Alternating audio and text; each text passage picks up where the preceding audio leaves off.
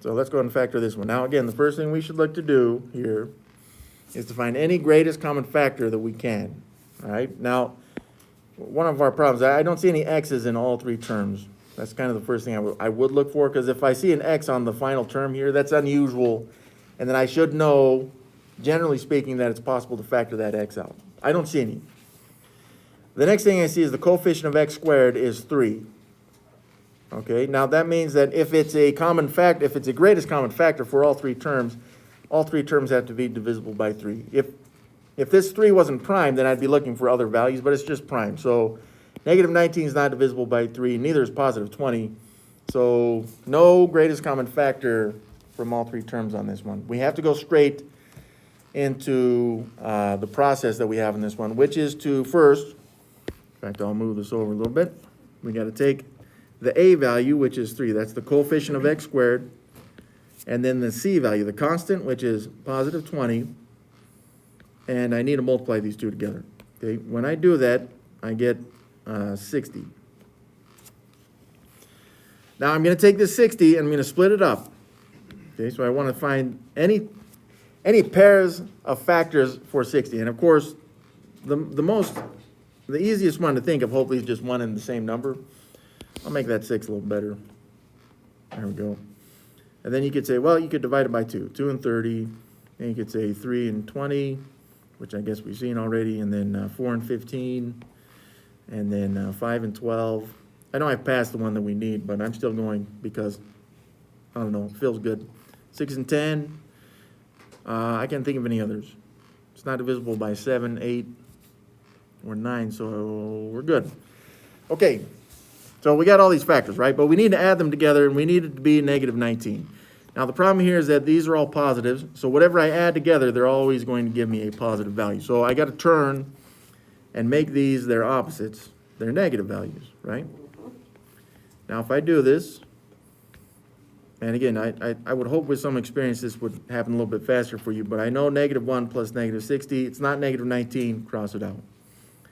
What about negative 2 plus negative 30? Nope, that's not going to work either. That's negative 32. That's no good. Negative 3 plus negative 20, negative 23. Nope, we need it to be negative 19. Oh, here it is. Negative 4 plus negative 15. That is negative 19, okay? So my negative 19x, my middle term there, I will split it up into the two terms, negative 4x's and negative 15x's. Now, we talked about this before, because some students are kind of astonished that we can just do that. Yeah, we can do that.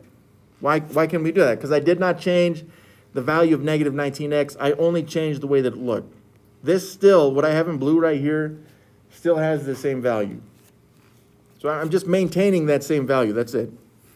But now I have really what I'm going to look at as two separate binomials. This one, and really it's this one, but I'll put a plus sign between there. So from here, now we're going to look for any factors that we can, any common factors between the two binomials that we have right now to pull out, right? And the first one I see on this one right here is a 3x squared and a negative 4x. I just have an x that I'll be able to pull out there. So if I pull out that x, then what am I left with on the inside? Well, we took an x from the 3x squared, so you're just left with the 3x. And you took the x from the negative 4x, so you're just left with negative 4. Okay, now this is kind of unusual for us to see right now. We haven't seen anything with the coefficient of x in the binomial. But since we've already factored the x out of this binomial here, we should expect to see over here in parentheses the same 3x minus 4, right? Well, let's see what happens. So from these two terms, I got negative 15x plus 20. Now remember, we don't want that leading coefficient to be negative, so I'm gonna yank this out. Whatever it is, it's going to be negative. Okay, so I can put the negative sign out there first. I know that from these two terms, they're both divisible by 5, so I can yank out a 5 factor from both of these terms.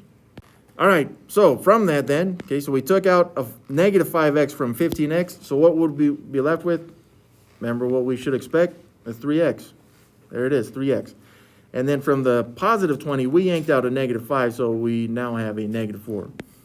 Now, if you're confused on that, just think about this, okay? if you were to distribute this negative 5 back into that set of parentheses, what would you get? The same binomial that we had up here.